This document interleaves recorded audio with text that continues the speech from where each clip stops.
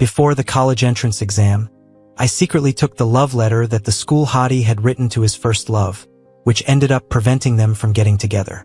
She's hated me her whole life for it. When she found out I had a crush on her, she even said I was jealous and manipulative so she could never like me. Later, we both died in a car accident. Before she passed, she said if she had another chance, she wished I wouldn't mess up her relationship with Eric, as she wished I got another chance and didn't take the letter. She gave up multiple choice questions on the science test to enroll in the same school as Eric. When the exam results came out, Tina and Eric got together. At the graduation party, Tina's romantic gesture of giving up those questions for love became legendary. People called her a pure love warrior. I sat quietly in the corner sipping juice while they were surrounded by the crowd. Next to me, Jack was baffled and shook. Is she nuts? She threw her future away for what could be a shaky future with Eric? Yes, this time she chose Eric over her future. Last time, I interfered to choose her future by secretly taking the letter, and all I got was her lifelong hatred. Even after she realized I liked her, she looked at me with disdain. Ben, I'm not interested in jealous, manipulative people. Your affection disgusts me. I hadn't exactly hidden the letter from her. I gave it back the night the exams were over. But when she went to Eric with the letter, he rejected her. Tina, with our scores so different, we won't even end up at the same school. How could we stay together? For years-long distance? I need a girlfriend I can be with anytime. Can you do that? A shattered Tina glared at me when she returned.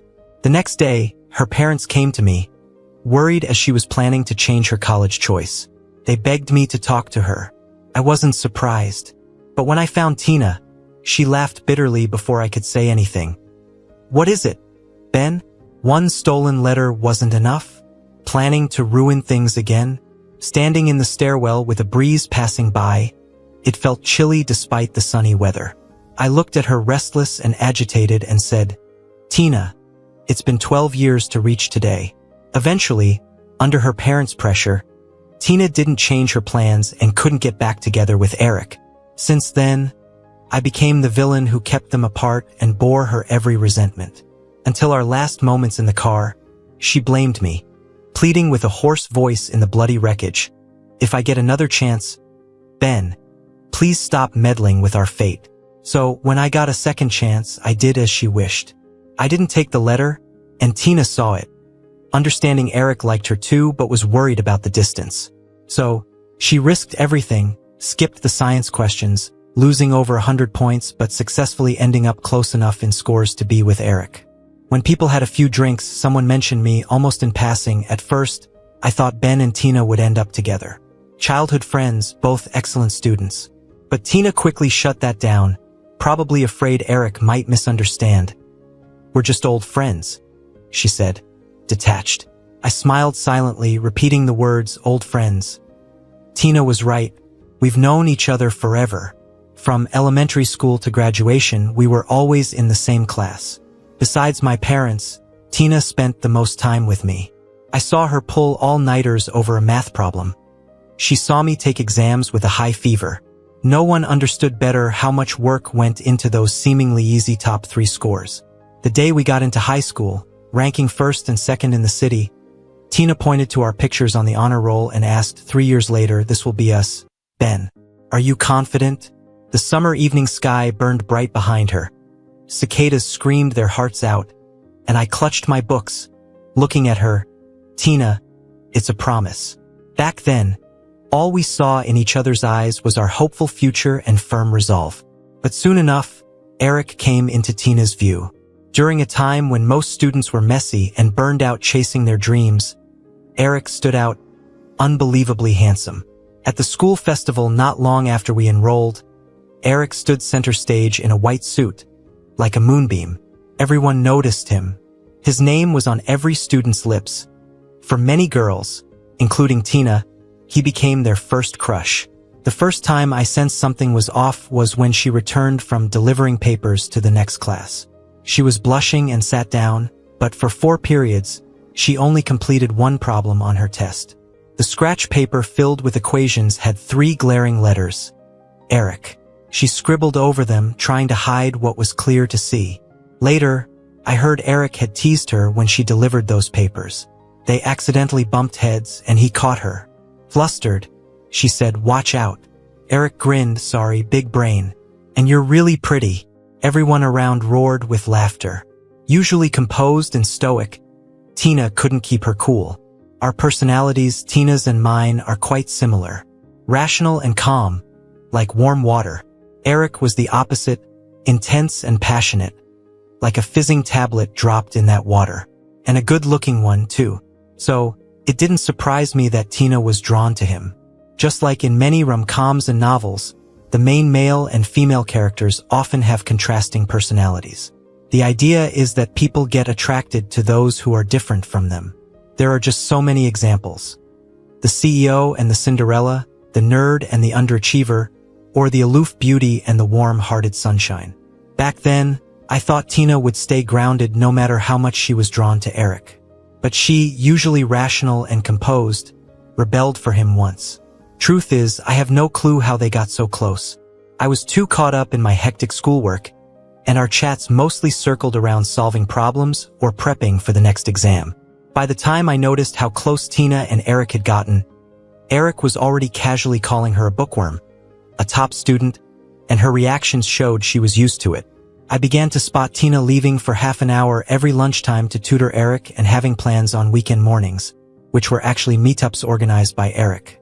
I realized Tina had fallen for him, but that didn't distract me from my studies.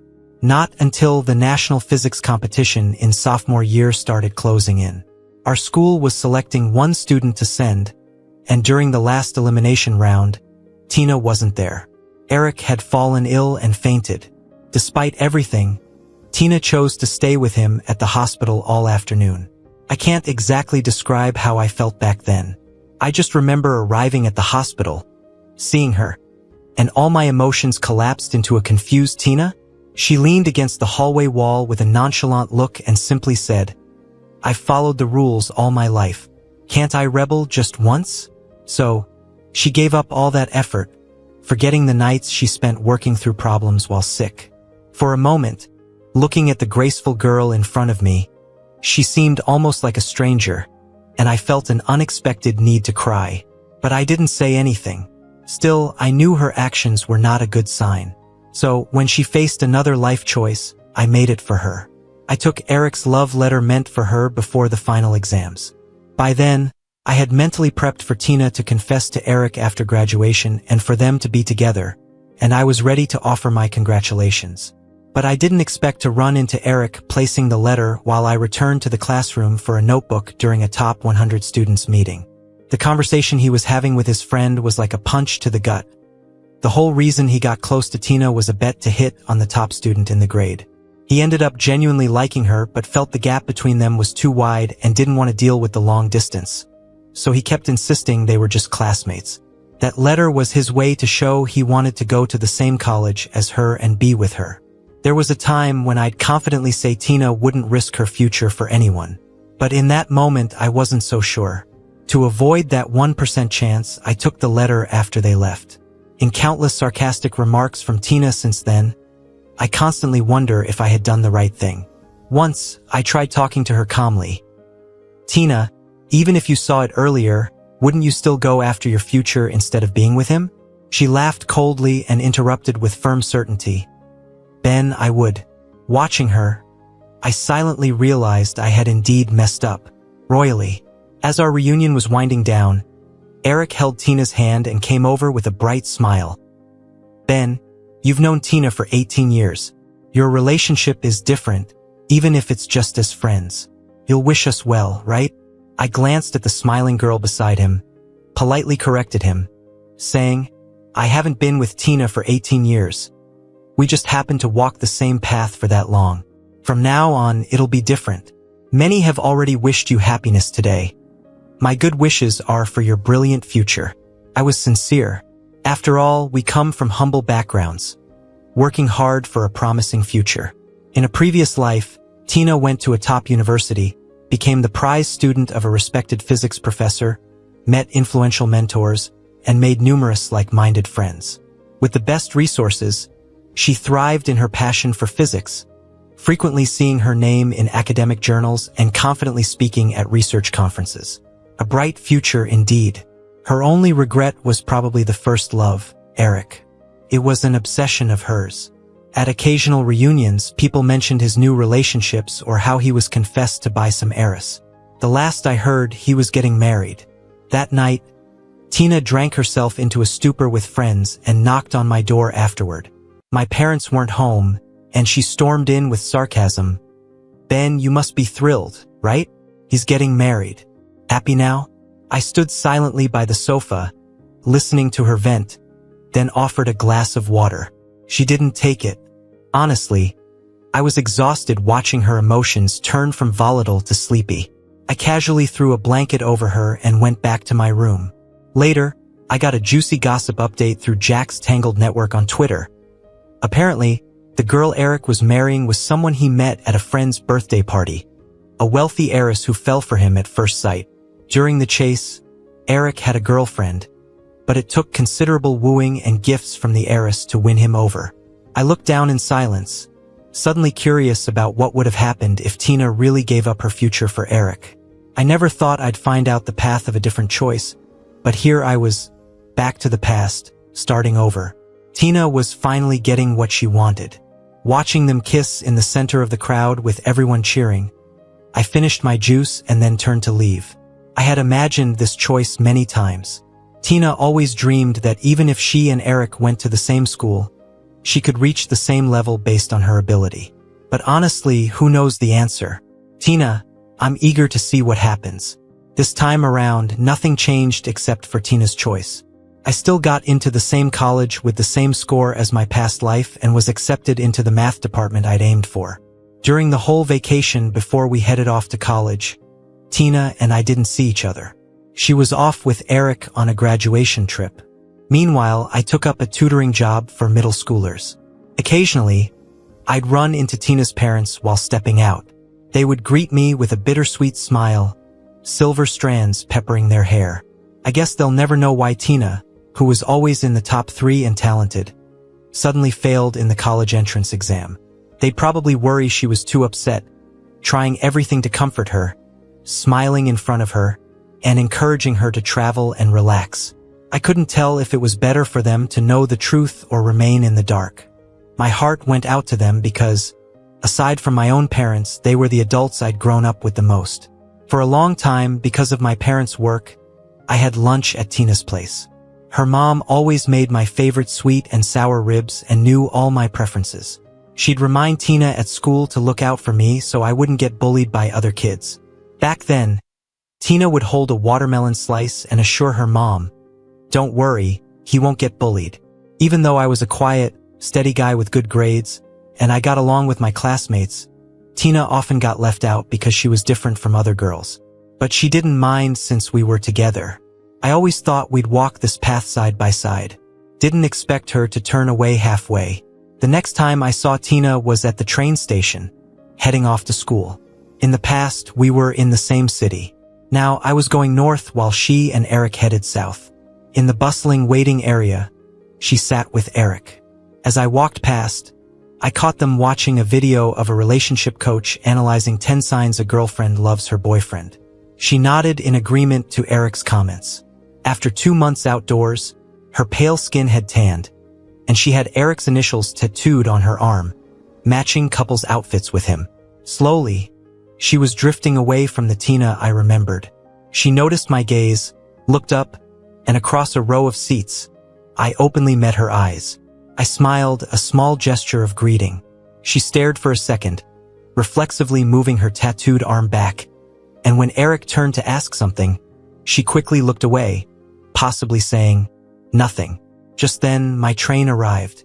As I boarded and moved through the queue, I felt a strong gaze on my back. I knew who it was, but I didn't look back. Later, after finding my seat, I received a message from Tina. Seeing our last conversation from months ago made me pause. This would probably be the new pattern until one ordinary day, our words would be the last we ever exchanged. Reflecting, I read her new message. A short line, "Ben, I wish you a bright future too." Of course, my future would be bright. I'd step onto a new platform, see a bigger world, surrounded by top talents from across the country, entering a world different from before. There'd be countless others who were hardworking and gifted, humble yet strong. Once I broke free from one school's narrow view, I realized Eric wasn't that extraordinary. It was just a filter that people chasing dreams used to mask their own shine. Now, stripped of the same old facade, stepping into their fields, everyone was a gem. After that, I got busy with my major classes, discussing topics with teachers and classmates, joining various competitions. I even got into volunteering, learned to paint, and drew portraits of every cat and dog on campus, naming them all. Every holiday when I returned home, our schedules seemed to magically miss each other. I'd always head back to the old place for Chinese New Year, so during the entire 4 years, we didn't meet once. We met again at a class reunion 4 years later. For years can change a lot. The once young and naive teens were now mature and steady, discussing future plans, sharing competition stories, and talking about job offers. They were all adorned with prestigious school credentials, holding numerous awards, not yet in the workforce, but with a bright future ahead. Because of traffic, I was the last to arrive. They pulled me excitedly into the group, and given our similar experiences, I quickly blended into the conversation. While discussing the past 4 years of life, someone playfully pointed at me, pretending to be upset. You all don't know, back in sophomore year, we had a joint debate with several universities, and Ben here was my opponent. He thrashed us with his flawless logic. Couldn't feel any camaraderie. I laughed. Thank you. She wouldn't let go, teasing. Who knew? Ben, back then you were always so quiet and gentle, but in debates you're sharp and relentless. I'm curious, do you argue with your girlfriend like that? The comment stirred laughter, and then someone suddenly turned to Tina, like they just remembered something, and asked, Hey, why haven't we seen Eric? Our pure love champion, the campus heartthrob, didn't come with you? It was only then that I noticed Tina, who had been sitting in the corner quietly. Like everyone else, she had changed a lot. That humility and confidence in her eyes were gone. Honestly, even though she still seemed quiet and introverted, sitting there now, she felt out of place, like an overlooked outsider. The girls who once admired her as the pure love champion had moved on to better opportunities and widened perspectives. Bringing up this topic again seemed a little different, like there was now an undertone of mockery in their words. After all, she used to be a top player among them, and now it seemed she didn't even have anything to discuss with them. Jack, holding his drink, sighed lightly behind me. Turns out reality is what it is, not like those TV dramas. 4 years after a frame could mean ultimate success for the heroine in a drama. But in reality, Tina hasn't gotten prettier or more successful, and she's fallen behind everyone here. Success can't just come down to hard work. Things like platform, resources, connections, talent, luck, and the right environment are all crucial. So, it's no surprise that Tina, who was renowned in the physics community in the past life, is almost unrecognized now. When Tina, suddenly questioned, looked over at me after a few seconds, she said in a calm tone, we broke up. A few days after the party, my buddy Jack came to spill the tea on Tina and Eric. Apparently, shortly after starting college, under Eric's influence, Tina not only learned to cook and do crafts, but she even got into fights with other girls for Eric. I remembered seeing Tina, who rarely tweeted about anything other than physics, suddenly posting Eric's photos or videos every couple of days during that time. I thought back then, true love can really change someone. But once the honeymoon phase ended, things got plain. Tina got busy with her courses, and Eric met more people at different events. They occasionally clashed on differences of opinion. Eric complained that Tina had no time for him due to her competitions, wanting her to hang out with him despite her busy schedule. Tina didn't get the whole fuss about the first cup of tea in autumn Eric wanted so badly. She didn't understand why that particular cup, which could be bought any day, needed a special ritual. Minor disagreements piled up over time and eventually led to a Cold War. Jack got more worked up as he talked, his tone tinged with sarcasm and resentment. How much of their so-called true love was really about love? When the novelty wears off, conflicts only grow. And meeting more exceptional people doesn't help. Their relationship was built on one-sided sacrifices, just waiting for a trigger to explode. So when a rich and attractive heir pursued Eric, he grew even more dissatisfied with Tina. Eric initially loved Tina's achievements, but in a bigger world, being top in class isn't the only measure of worth. Frustrated with their fading relationship and Eric's subtle dissatisfaction, Tina finally brought up the fact that she gave up complex subjects in exams for him. Eric only scoffed. "For me? Tina, that was your choice, wasn't it? Don't blame me for the consequences of your decision." That was it, and they broke up. Eric quickly moved on to the rich heir, closing the chapter on their legendary romance. I lazily flipped through a magazine, responding casually to Jack's passionate rant. "Oh, really?" He paused a few moments, then sighed. "Honestly, as someone who's been her friend for 6 years, I'm disappointed. Even if she had waited to see her scores before making college decisions, why leave no way out? I wonder if she regrets her choices now that the love she once sacrificed for lasted only 4 years." I smiled, calm and collected. It's her choice. Whether she regrets it or not, no one else will bear the consequences now. But back in our past life, living with her constant resentment and disdain, I truly regretted it. Back then, living in the same city for work and studies, our paths often crossed in academic circles. At home, we maintained a polite front for our parents, keeping up appearances. But each encounter meant facing her sneers. I think her hatred peaked when she found out about my crush. I'd always kept diaries, and spending so much time together, I wrote about her a lot. Little things like us hiking and her carrying me home after I twisted my ankle, or her standing in punishment beside me when I overslept. She'd lend me materials I forgot, and we'd hit the library together, compete on behalf of our school, console each other when our ranks slipped, or argue over solving problems. Everything between us was ordinary. I never had any dramatic moments to stir large emotions, so I didn't realize when I started liking her. It wasn't until that day when she pointed to the photo on the bulletin board and asked if I was confident that I realized there were hints of liking her scattered throughout my diary. I admired her determination to chase her dreams, her glowing eyes when facing challenges, and the way she'd look at me when I was discouraged and ask, "So, are you stopping here, Ben?"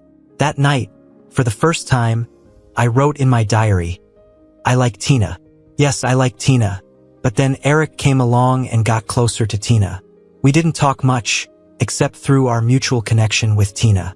So, I mentioned it once in my diary. Tina likes Eric. Later things got tense between me and Tina because of the letter. Every argument chipped away at my feelings for her, much like how a crush can appear out of nowhere. I thought my secret crush would never be known, but I didn't expect her to see my diary when she came over to help my dad set up a new bookshelf. To this day, I clearly remember her holding up the diary, giving me a sarcastic look. She asked in a chilly tone, "You like me?" I looked at the diary in her hand, paused, then admitted calmly, "Yes, I did." Maybe my calmness annoyed her, because she suddenly threw the diary at me and yelled, accusingly, "So you took the love letter?" The hardcover grazing my cheek hurt a bit. But in that moment, I realized I didn't like her anymore. I wasn't sad about her carelessly tossing aside memories of my crush. I picked up the diary and dusted it off, seriously apologizing. "I'm sorry, Tina. I shouldn't have taken the love letter, shouldn't have disrupted your relationship, and shouldn't have liked you without asking." But she wasn't satisfied, scoffing before walking away, leaving behind words that stuck with me. Jealous, manipulative. Honestly, while I did like her, I valued our friendship more than a fleeting crush. Taking the letter wasn't to stop her and Eric. I just hoped she could achieve what matched her 12 years of effort without interference. So I delayed her choice for a few days. I was never jealous of Eric. I knew you can't force feelings, so if she ended up with Eric, I'd offer my congratulations and continue on my own path. I didn't need to be with Tina. Now it's like I've corrected past mistakes and am on the path I was meant to take. Even though I didn't take the letter this time, I didn't intentionally distance myself from this life's Tina, at least not until after the college entrance exams. Then, we ended up in different circles for 4 years, so when we met at a gathering, we didn't talk. This kind of drifting apart didn't bother me, so I didn't reach out to ease things. Until her mom was hospitalized, and my mom brought me to visit. After leaving some fruit, I sat in the sterilized, smelling hospital room, listening to my mom chat with Tina's mom about life. I went outside for a call and met Tina by the flower beds. She wore a black coat, exhaustion etched into her features. I paused for a moment, recognizing that familiar look. She showed it when research wasn't going well or she couldn't mend things with Eric. Back then, she was successful but worked hard behind the scenes. The academic journey was tough and solitary. As for Eric, Tina reached out to him after some success, and they reconnected. But most of her connections were in the city where she studied, and with much of her time in the lab, she had less advantage compared to wealthy, leisurely peers also pursuing Eric. After half a year of trying, Eric still turned her down, quietly exiting her life. Their story hung like the unattainable moon. My mistake in taking the letter haunted me, because she believed if they'd been in the same school, things would have ended differently. Now, looking at her, I didn't know why she had that look again. When our eyes met, she shut off her phone, stood up, and walked over with a dry voice. Last time we met, I didn't get to say hi. Ben, you've changed a lot. You're more handsome and accomplished. She paused, looked a bit guilty, and apologized. I was immature back then, worried he'd misunderstand, afraid our relationship would be affected, so I downplayed it. That was childish of me. I waited quietly for her to finish and then smiled, replying graciously. It's okay, Tina. We were always just friends. What else could we have been? Her face tensed and then fell, and she looked at the fading sunset, laughing self-deprecatingly, saying, I've thought countless times about what it'd be like if I'd never seen that letter. I followed her lead, speaking lightly. You couldn't miss it. It was placed right there. She suddenly turned her head. What if someone took it?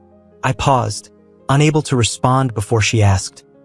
Ben, if you'd seen it first, would you have taken it? I looked closely at her, searching for something, but saw nothing. Calmly, I shook my head. No, I wouldn't have taken it. We both turned away, falling into silence. She suddenly smiled, seeming relieved, and said repeatedly, That's good, that's good. She started talking about how she keeps having the same dream after we broke up. It's about me taking her love letter before the college entrance exam. In the dream, she never got together with him and hated me for it her whole life. Eventually, we both died in a car crash caused by me. The blood felt so real, like it truly happened. I uttered something and was about to head back to the hospital room. I softly said to her, It's all fake. Don't worry about it. But deep down, I knew it was real. The crash happened on Eric's wedding day. Before that, we were invited to our old high school for a reunion. Our former class teacher wanted us to film a video for the younger students, with Always on the Roadas the theme. So, I got in Tina's car to check out the filming location. I was following our pre-planned script, sitting in the front seat. I was adjusting the equipment and chatting with Tina about the camera angles. It was our first peaceful moment since the college entrance exam. The shoot went well. On the way back, I quietly rested against the window, just watching the scenery pass by. Suddenly, I heard Tina's phone ring.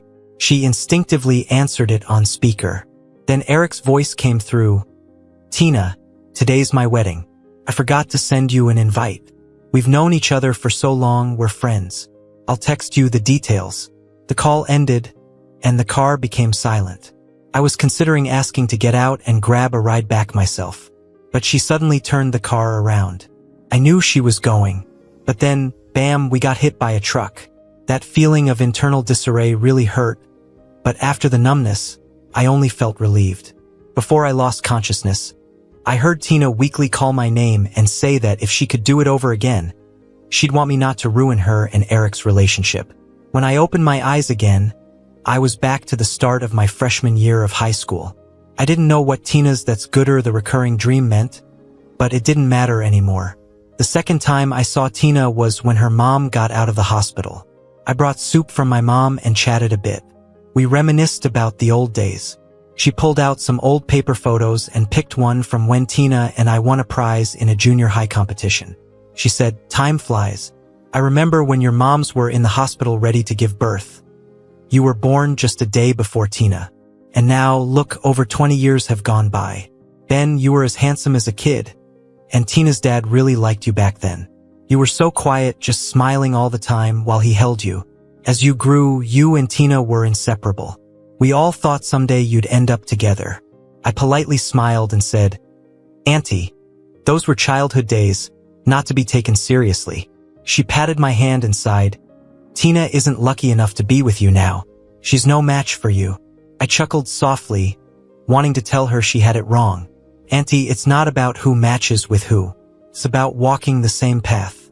She misunderstood and said, "Tina told me she's studying for the grad school entrance exams. It's the same school she aimed for right in your college town. Take care of her, will you?" I kindly interrupted her, "Auntie, I'm heading abroad for studies. Oh, and I have a girlfriend now. I haven't had the chance to tell my folks." Tina walked into the kitchen to wash her hands. I wasn't sure if she overheard. She stood there with her back to me, still for a long time. The air was tense for a few seconds. Tina's mom tried to lighten the mood by asking about my girlfriend. I smiled and talked about how we met, a girl I competed with. She's gentle, smart, disciplined, wins awards every year, excels in all competitions. She does calligraphy, plays chess, even drums. I pulled out my phone and showed a picture of her giving a speech at an academic forum. I told her, "She's someone I really like and my fellow path walker." That pretty much ended the conversation. On my way home, I thought about Tina standing at the sink, her sleeves rolled up. I noticed faint scars on her forearms, where a tattoo was removed. For a moment, it felt like time intermingled. Those old scribbled names on scrap paper marked the beginning for them. Now, the faded scar was a sign of their end. The hormones that sparked during that youth finally receded like the tide. My tangled past with Tina was wrapping up here. I did wonder what kind of fate awaited her once she chose another path. I was curious to see how she'd reach her former glory amid today's fierce competition, and how her family, after investing so much in her dream, would continue to support her. Truth is, I hoped she'd struggle just to prove my past actions were right. But I knew I was wrong. Someone once said, "The best etiquette is to mind your own business." Stepping in means you have to bear responsibility. So this time I stayed in my lane. I didn't meddle in any of Tina's choices. In the past, she regretted not being with Eric. I didn't know if she'd regret the 21 exam questions she left unanswered this time. But the marvel of fate is there's never a perfect choice. No matter what, there will be regrets. What matters is handling the consequences. At this point, I lost all interest in Tina's future. Life is long after all. Whether she rebounds back to the top or fades into the crowd, it's irrelevant to me now. I stopped looking back and kept moving forward. I was studying abroad for 3 years. My girlfriend and I were doing long distance. Jack called me once and jokingly asked, "Ben, you've been away for 3 years. Aren't you worried the spark with your girlfriend will go out?" I was writing my report, calmly replying, "Even though we're not in the same place, we're headed toward the same goal, and our souls will only get closer." He made a suggestive noise, then switched topics like something popped into his head. "Remember Eric? He was chased with loads of money by the daughter of a nouveau riche who fell in love at first sight. Their wedding was grand, inviting tons of former classmates, with everyone watching in envy. But not even 2 years later, she started looking for someone new, younger, and more handsome. So she went on spending money to pursue him. Eric made a fuss after being cheated on, but it only led to talks of divorce. He didn't agree, and now they're still stuck in this divorce mess. I was half listening when I suddenly realized Eric's face was fading from my memory. I only remembered he was good-looking, but nothing else stood out. Even when he was with Tina, nothing seemed special to me. I never saw him as a rival. We were always from 2 different worlds. Jack noticed I was losing interest, so he switched the topic again. Tina tried for grad school twice and missed by just 0.1 points each time. Really bad luck. After finishing the report, I took a deep breath and casually replied, "Oh, wish her luck." Not long after, one day, a message popped up and got retracted. It was from Tina, but I didn't ask about it. When I got back to the country, some old friends threw me a welcome back party, and Tina was there. She asked if I saw that message. I shook my head and said I was sleeping because it was the middle of the night. She gave a bitter smile and explained, "It was a dream, but I mistook it for reality. Glad I didn't disturb you." Keeping a friendly smile, I realized she told a pretty awkward lie. Her middle of the night was daytime for me. But it didn't matter anymore, just like the withdrawn message. Then, "Did you like me?" That answer didn't matter anymore. What matters now is that I'm on my own path, moving forward, and my love is waiting ahead. Watching her look at me deeply before turning around, her figure thin and solitary. My girlfriend came over with a little cake and softly asked who that was. Pulling my attention back, I took her hand, smiled unconcernedly. "Just an ordinary friend I've known since childhood."